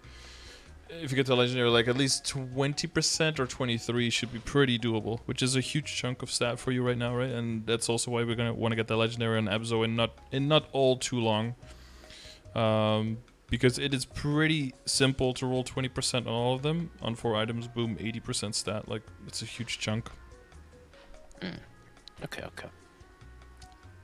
But the drop in Meso stuff is looking really good. Most of it has a line of strength on it as well, so I'm pretty comfortable. This character, once the Abzo stuff is kind of like settled in, and you have the permanent CRA stuff equipped, then you shouldn't really have any problems, especially with the extra lines on the weapon, right? Shouldn't really have any problems killing the monsters around your level, as long as you have the Arcane Power and I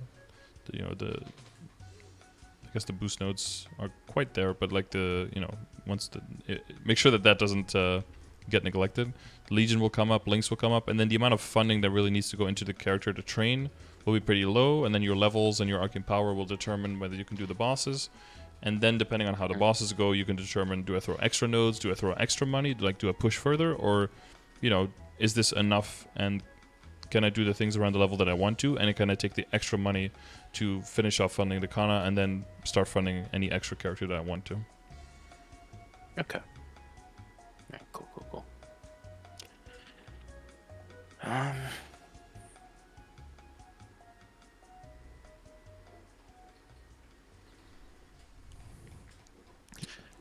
Guess I don't have too many more questions. Yeah, just look at your, just open up your equip window and just look at them and see if there's any piece of equipment where you're like, I don't have any idea where to go with this. If you don't have anything like that, then I think we're good. Looking at your inner ability, but I would say just save honor experience for a long time. Yeah. Nothing too much to do there right now. You're gonna get a lot of critical damage from your Legion. That's gonna be huge damage output as well. Not only like the member, like between the members and getting the full grid, you can get, I think, 38% critical damage or something like that. So it's, or 39 including the Kinesis if you have the higher level link. Just quite a lot. One quick thing was with the hat slot, helmet slot. So I've seen people go just arcane weapon and then go like helmet Absolab instead of CRA Absolab. Is that specifically to only gearing that character with the arcane weapon and not bothering with the other arcane pieces, or? Yeah, so the arcane weapon is that good that you would switch into that as soon as you can, and that's typically like, let's say you get into the position where all the other stuff is like, you know, most of the stuff is 17, everything is like 2-line. There's just not as much damage coming out of this character as you would want to, and you don't want to have to like min-max and throw 4,000 nodes at this. But you do have enough droplets to get the arcane weapon. Then you can getting the arcane weapon and then switching the hats to keep the 5 set bonus for Abzo will definitely give you the damage that you need, because it also scales with the Goddess Blessing, right? It gives you, because it looks at the base of your weapon, and it gives you a little bit on your passive, but that's not that important. But it'll flame easier, good potential, and then that will give you probably the boost that you need to be able to pretty comfortably do Hard Lucid and Hard Will. Depending on how long it takes you to get to switching to the weapon versus switching to the whole set, that'll determine whether you go for the hat or not. Because if it's like, oh, I'm going to switch to the weapon, but in like a month I'll be completely ready and I'll be able to switch into all the pieces, well then it's not really worth going into the hat, because you'll have to go back to the CRA hat and you'll just switch all the Abzo pieces out with all arcane pieces. So at that point, it's not that efficient to like sidetrack to the Abzo hat for like a month or so and then switch back. It's not that big of a difference, because just switching from the Abzo weapon to the CRA weapon, to the arcane weapon is already going to be a huge increase that'll offset the loss of the set bonus. It's more of a min-maxy thing. If you're like, I barely have enough droplets now, and maybe 6 months from now I'll be able to afford another piece, well then it might be worth going into the Abzo hat so that your damage doesn't just increases more when you're bossing, basically. Because at that point, you don't need to min-max your damage for mobbing anymore, because everything will just die. Especially as an Adele. Yeah. Feels nice playing Adele, honestly. Yeah, there's a lot of things that come a lot easier. And once you build up enough Legion and Lynx, all the other characters will kind of feel more like Adele's, versus if you start them now, they'll feel like, I don't know, bags of sand that roll around kind of sometimes. Yeah. Some of them are rough. I coin cap on my Demon Slayer as well, just for the extra coins to buy flames and stuff, whatnot, and just feels absolutely terrible compared to Adele grinding. Yeah, even though the 5th job is pretty solid, right? Where's your DS? On Demon Slayer? Yeah. It's good for bossing, but it doesn't feel nearly as good as Adele, I guess. Yeah, it's a bit more, I don't know, a bit more